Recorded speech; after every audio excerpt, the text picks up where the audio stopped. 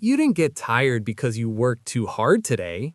You got tired because you didn't move enough. Here's something that messed with my head when I first heard it.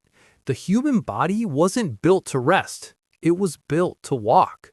For thousands of years, our ancestors covered 12 to 15 kilometers a day just to survive. That movement wasn't exercise. It was oxygen. It was medicine. It was a thing keeping every system in the body switched on.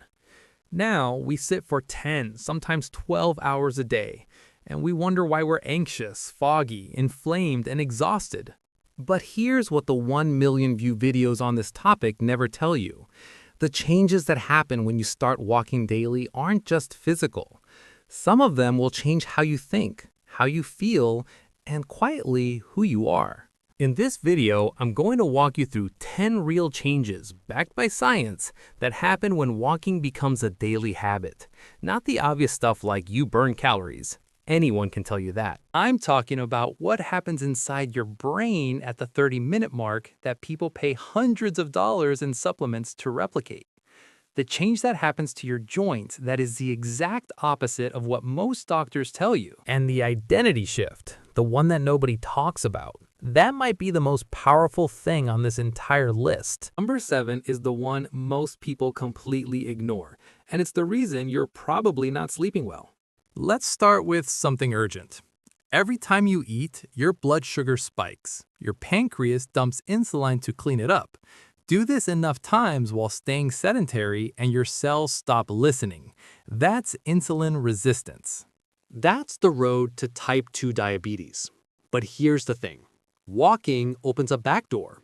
When your muscles contract rhythmically, step, step, step, they pull glucose directly out of your bloodstream to use as fuel. No insulin needed. The American Diabetes Association found that a 15-minute walk after a meal reduces blood sugar spikes more effectively than some medications. You're not just moving, you're processing your own metabolic waste in real time. This one sounds like a lie. It's not.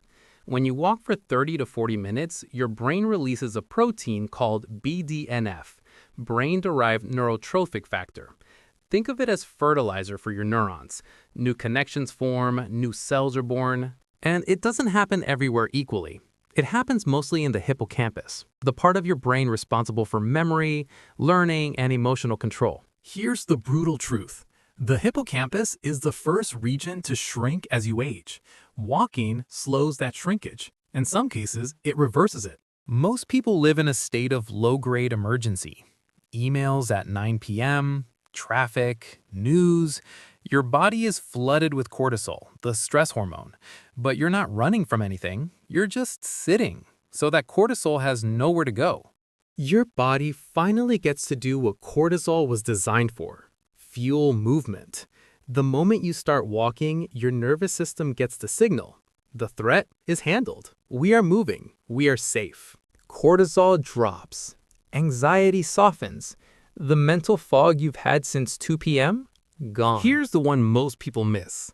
Morning light plus movement is the single most powerful way to reset your circadian rhythm. When you walk outside in the morning, even just 20 minutes, your brain registers light through your eyes and sets an internal timer. It knows when to release melatonin that night. No morning walk. That timer never gets set properly. You lie in bed at 11 p.m. exhausted but wired. This is why so many people feel like they can't switch off. They never switched on properly in the morning. I need to kill a myth right here. People say walking wears down your knees. The truth is the exact opposite. Your cartilage, the cushioning in your knees and hips, has no blood supply. It gets its nutrients from synovial fluid, and the only way that fluid moves is through pressure and release, compression and decompression. Every single step you take squeezes nutrients in and waste products out, like a sponge being rinsed. If you stop walking to protect your knees, you're starving them. The cartilage dries out. It cracks. That's arthritis. That's bone on bone. Walking isn't what damages your joints. Sitting is. Here's the problem. Your lymph has no pump. Your heart pumps blood. Nothing pumps lymph. It relies entirely on muscle movement to circulate. When you sit all day, your immune soldiers sit with you, stuck, stagnant. When you walk, your calf muscles act as a second heart, pumping lymph fluid upward, circulating immune cells, clearing out toxins. You are literally patrolling your own body just by going for a walk. There's a state that neuroscientists call transient hypofrontality. Big word, simple idea. When you walk, the prefrontal cortex, the part that overthinks, worries, judges, goes quiet. Not off, just quieter. A Stanford study found that creative output increased by 81% while walking, compared to sitting. Some problems can't be thought through. They have to be walked through. Your spinal discs are sponges too. No direct blood supply. They get nutrients the same way your cartilage does. Through movement. Walking pumps fluid into those discs. It strengthens the muscles that hold your spine upright, the erector spinae. It decompresses the lower back. Most back pain isn't caused by doing too much. It's caused by sitting too long. And the fix isn't rest. It's controlled, consistent movement. The Journal of Psychiatric Research studied people with major depression. Walking 30 minutes a day significantly reduced their symptoms, in some cases rivaling antidepressant medication. And here's why.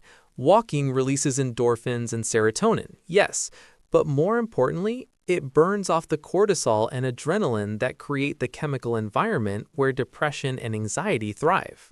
Your body and your mind are not separate systems. When you move forward physically, something shifts emotionally too. It's not poetic, it's biochemistry. This is the one nobody puts on their list, and it might be the most important. When you walk every day, not once a week, every day, something quiet happens. You stop being someone who tries to be healthy, you become someone who moves. That's not a small thing. Look at the blue zones, the places in the world where people live past 100 the most. Okinawa, Sardinia, Ikaria. These people don't have gym memberships. They walk to the market, to a neighbor's house, through their gardens. The secret to longevity isn't intensity, it's consistency. And consistency doesn't start with motivation. It starts with identity. Once you see yourself as someone who walks, the habit stops being a decision. It's just who you are. So here's what you now know that most people don't. Walking is an entry-level exercise. It's not what you do when you're too old or too unfit for the real stuff.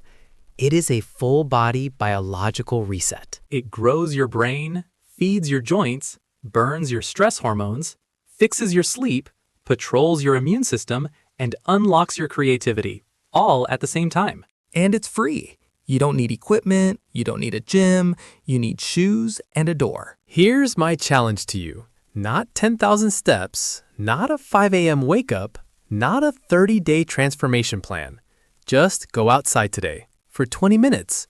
No phone, no podcast, just walk and look around. Do that for 7 days straight. And tell me in the comments, what changes first? Is it your sleep, your mood, the clarity in your head on the walk back? Because I want to know. And honestly, you'll want to know too. If this landed for you, hit subscribe. I put out videos every week on small habits that compound into completely different lives.